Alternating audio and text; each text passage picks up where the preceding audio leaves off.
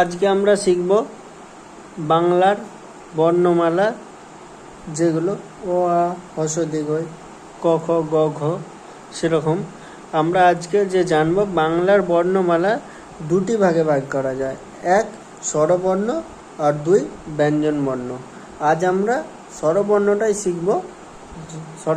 শিখব এবং তোমরাও এভাবে শিখতে পারো, প্র্যাকটিস করতে পারো, তোমাদের বাচ্চাদের কারো শেখাতে পারো, প্র্যাকটিস করতে থাকো। চলো আমরা আজ শুরু করি বাংলার স্বরবর্ণ যেটা।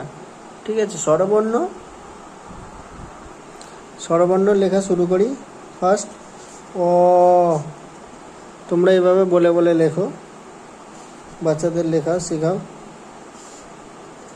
আ,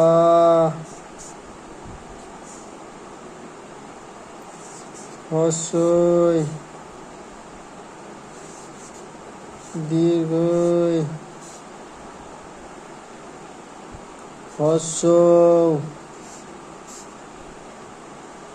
হ্রস্বই রি এ ওই ও